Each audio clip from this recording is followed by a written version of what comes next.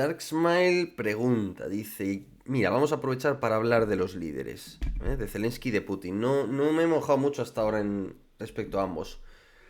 Entonces dice Dark Smile, dice Yago, ¿tú crees que Putin es expansionista o es un relato artificial para enfrentar a Europa con Rusia por intereses de Estados Unidos?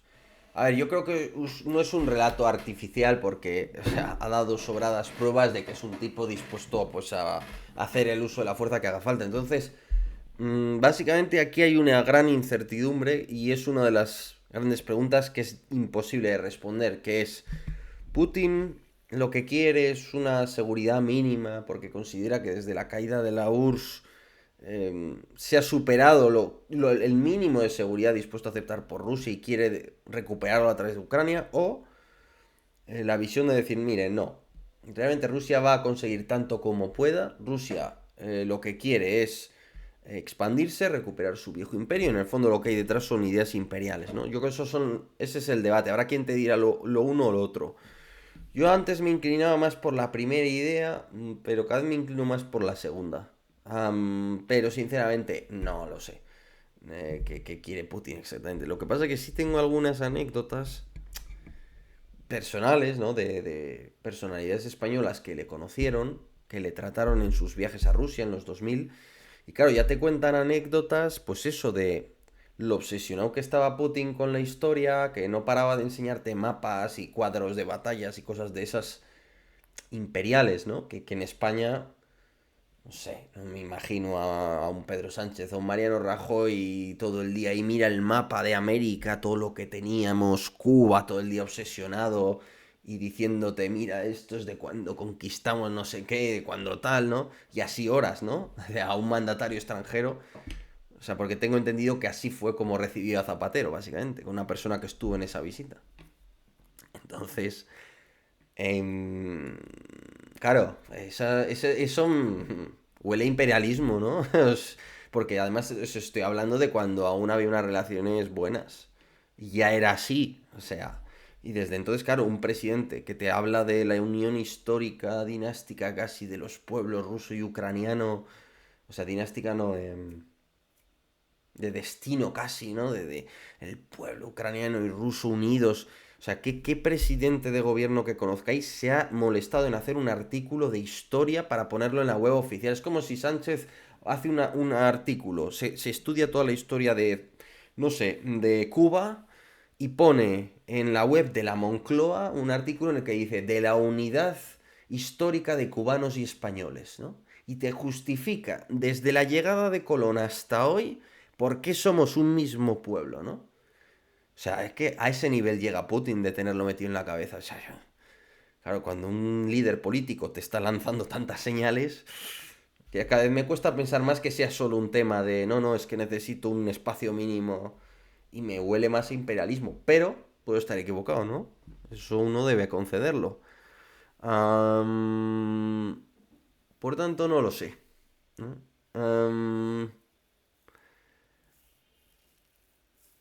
En fin, vale. Entonces, como os digo, dos dirigentes muy distintos, ¿no? Am, vamos a empezar. Voy a contaros lo que creo que es bueno y lo que creo que es malo de los dos. Voy a beber un poco de agua. Vamos a empezar por Zelensky. Todos sabemos el background profesional de Zelensky. Era un humorista. Un tipo dedicado a las artes. No voy a apagar un poco el foco que me está ya empezando a molestar. Coño, Zelensky, mucha gente pues lo ha despreciado, lo ha tratado, ¿no?, como el payaso, el no sé qué. A mí personalmente, Zelensky me parece que ha llevado la guerra lo mejor posible dentro de sus posibilidades. Es decir, primero creo que alguien con el background profesional de un humorista, porque un humorista normalmente tiene que tener cierta empatía, porque tiene que, o sea, para elaborar humor tienes que entender bien cómo la gente razona, piensa, cuáles son como los clichés soterrados, subconscientes de la sociedad y explotarlos de esa manera, ¿no? O sea, tienes que tener habilidades muy humanas, ¿no? En ese sentido, muy... En fin, ¿me entendéis por dónde voy, no? Es algo un poco más profundo que solo ser bueno delante de la cámara. Pero claro, se ve en una situación que le pillaría grande, yo creo, incluso a grandes estadistas, no te digo más, a alguien que no viene de ser un gran estadista, que viene del espectáculo, básicamente. El tipo explotó sus habilidades muy bien, es decir, la batalla comunicativa que dio Ucrania fue muy buena. Te gustará más o menos, pero logró movilizar el apoyo de Occidente. Que había una predisposición, ¿qué tal? Lo que tú quieras, pero esas primeras 48 horas con Zelensky saliendo y diciendo que no se rinden, eso cambió la guerra y el apoyo que recibió Ucrania. Entonces Zelensky lo primero que tuvo es mucho valor y bastante habilidad, creo yo. Luego, la gestión posterior que he hecho de la guerra, quizás lo más criticable que se puede hacer es que se emborracharon de éxito después de las ofensivas de Kharkov y tal, quizás ahí se establecieron unas expectativas excesivamente ambiciosas y poco cautas. Y la gestión de la contraofensiva fue excesivamente optimista desde el principio. Yo creo que eso, visto a toro pasado, está claro, ¿no? Lo que pasa que también es comprensible que, claro, te estás enfrentando a Rusia y resulta que la derrotas en Kiev, la derrotas en Kharkov, la echas de todo el norte de Ucrania, la derrotas, bueno, luego le lanzas una ofensiva que les dobla en Kharkov y haces lo que ellos no han sido capaces de hacer con más presupuesto, medios y de todo. Les echas de Gerson. O sea, entiendo hasta cierto punto cómo se llegó a eso. Es verdad que ahí igual faltó algo de decir, oye, vamos a medir un poco más. Pero bueno, lo comprendo. Y luego ha tenido el papel, mucha gente le trata, ¿no? Del payaso, el no sé qué. El primero para mí, un valor tremendo, porque ese día habría sido muy fácil huir. Eso para empezar. Y segundo, o sea, su habilidad para conseguir armamento y financiación y poner el debate de Ucrania sobre la mesa y lograr que no se olvidara Ucrania con lo de Kursk y luego en su momento con lo de Bakhmut, con la defensa ultranza de Bakhmut y tal. O sea, el tipo ha tenido bastante habilidad. Em, si se ha pecado de algo, yo creo es de dejar unas expectativas demasiado altas a la opinión pública. Eso yo creo que ha sido probablemente un error. Fruto de aquel momento de victorias, por así decirlo. Yo creo que ese es quizás sí el principal error. Y ahora mismo yo creo que también está cometiendo un error. Bueno, un error. O sea, él en realidad no la ha cagado del todo. O sea, quiere decir que con un tipo como Trump tienes que tener unas tragaderas y un aguante tremendo. Pero eso tienes que tenerlo. Entonces, lo de decir que Trump vive en una burbuja de desinformación rusa, con un tipo así egocéntrico y tal, yo creo que no ha sido lo más hábil. Independientemente que tiene razón y que digas, no, es que tiene que responder, bueno, quizás sí, ¿no? Y es complicado, pero yo creo que ahí tiene que tener la mano derecha para tragarse el orgullo y todo y decir, a ver cómo le saco a Trump todo lo que pueda, porque es de lo que se trata. Tú estás ahí para sacarle dinero, armas, concesiones, todo lo que puedas. Y si para ello le tienes que halagar, tienes que tragarte sus mierdas, te las tragas. Entonces yo ahí sí que creo que ha tenido ya algún momento de no contenerse. Me ha recordado hasta cierto punto una pelea de redes sociales, lo cual es patético, ciertamente. Iniciada por Trump, que es quien tiene fundamentalmente la actitud más pueril. Pero bueno, es comprensible y creo que ha gestionado, yo no me quiero imaginar la presión que debe tener Zelensky, ya no solo con lo de Rusia, sino con lo de Estados Unidos. Y aún así el tío ha tenido el cuajo de decir, no, no, no voy a firmar lo de las tierras raras. Me has pillado en un momento de debilidad, te estás aprovechando.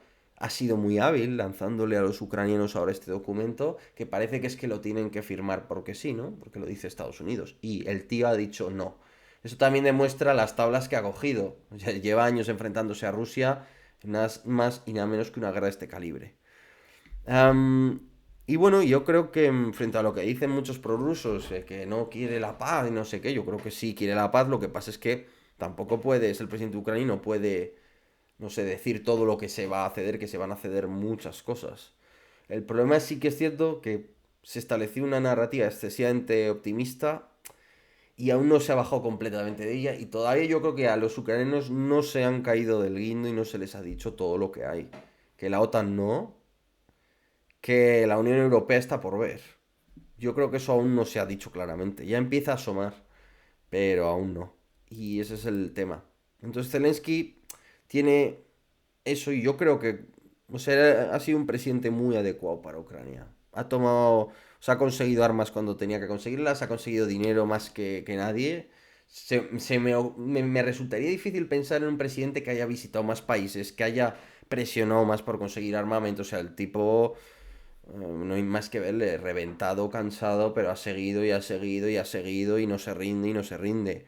Y entonces, yo la verdad, Zelensky, ya a mí no me gustan los relatos propagandísticos de, no sé, de idealizar o de tal. Y yo, de hecho, te diré más, el humorista no es el perfil que yo elegiría, ¿no? Ni me parece el óptimo. Pero creo que las pruebas, pues, están ahí y Zelensky, joder, ha demostrado mantener el tipo, y ya está, en unas circunstancias terribles. Entonces, para mí, Zelensky, un tipo a respetar porque ha aguantado y ha estado a la altura de su país, en los peores y en los mejores momentos. Y se quedó cuando muchos estaban huyendo. Luego, Putin. Putin, yo no creo que esté loco. O sea, hay gente que ha planteado eso. em, Ni creo que sea irracional. Yo creo que Putin tiene unas ideas de nacionalismo, quizás imperialismo, muy arraigadas, eso es cierto, pero creo que se sigue manejando dentro de la realidad. Ni nunca se dejó de estarlo. Es decir, es posible que le endulzaran la realidad sus generales antes de la invasión y todo eso, pero al final tú, los primeros días de la invasión, cuando fracasó todo, le veías muy mal a Putin. Es decir, estaba claro que estaba informado de lo que había sucedido. Al final, cuando te tienes que retirar de Kiev, por ejemplo, hay gente que últimamente defiende que es que los rusos se retiraron de Kiev porque hubo un acuerdo en Turquía y no sé qué, una película, porque claro, eso supondría admitir que Putin es idiota, que es gilipollas y que tenía a punto de tomar Kiev y que le dijeron, no, no, te ofrecemos un acuerdo, pero te tienes que retirar de Kiev. Y él, sin aceptar ningún tipo de garantía ni tomar ninguna medida de seguridad, dijo, ah, vale, perfecto. Y se fue, ¿no? Es decir, es pensar que es idiota, es de la propaganda más floja que se te puede ocurrir para afirmar indirectamente que Putin es básicamente idiota, ¿no? Y Putin no es idiota, por eso ha llegado a donde ha llegado, ¿no? Entonces Putin lo que tiene es voluntad también de hierro, tiene pues una querencia extraordinaria por la rodina y una visión muy pura de lo que sería el interés nacional de Rusia. Eso sí, pues, está dispuesto a hacer pagar a su población el precio en vidas y dinero que está dispuesto y que ha mostrado, ¿no? Estar dispuesto a pagar. Luego es un tipo de Estado que entiende sobre todo la seguridad, y muy por encima de la economía, por supuesto, y del bienestar.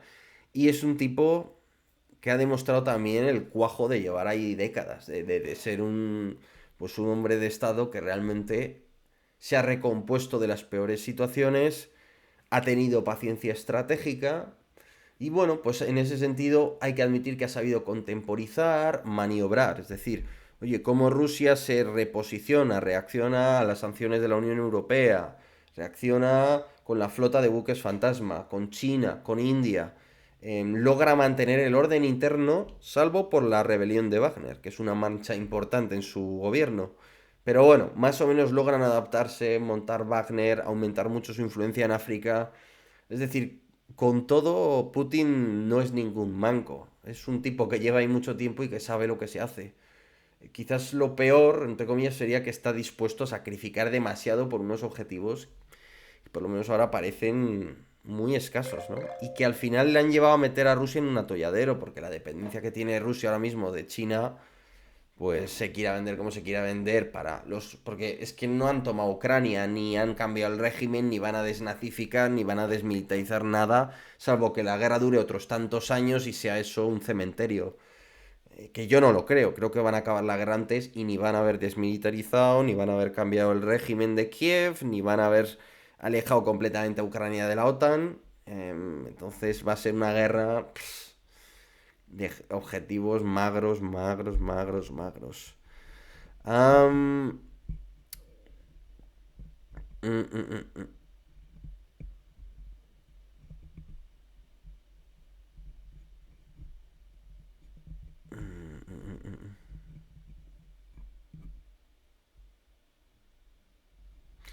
mm, Entonces, al final Zelensky, oye, ha hecho lo que tenía que hacer. Al tío se le ve que le afecta más que a Putin, creo yo. Se le ve peor, le cuesta más.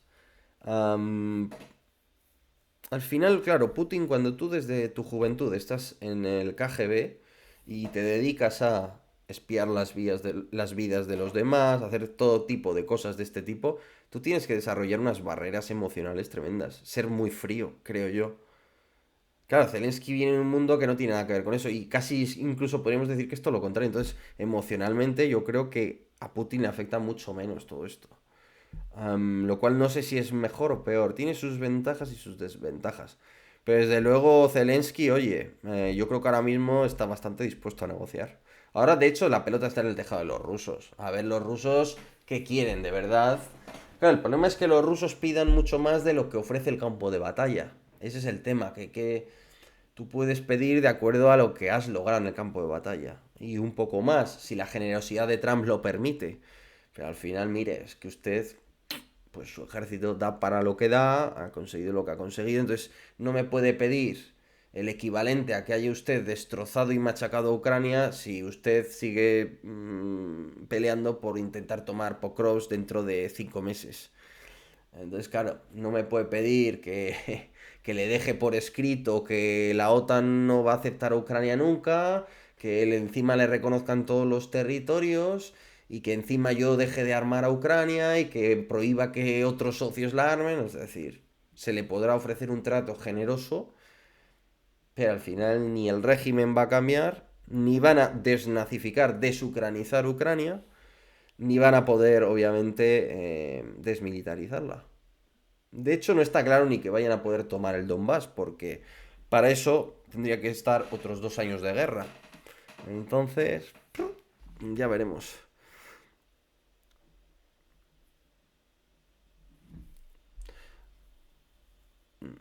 Yo siempre he pensado que esa imagen fría de la KGB o la Stasi era parte de la propaganda que se ha ido romantizando con la cantidad de novelas de espías. No, yo no estoy de acuerdo. Y está estudiado, de hecho, que hay profesiones que atraen a perfiles con menos sensibilidad emocional, por así decirlo. No me acuerdo el término técnico.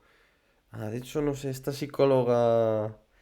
Puede ser Claudia Nicolasa, creo que tocaba este tema, creo recordar.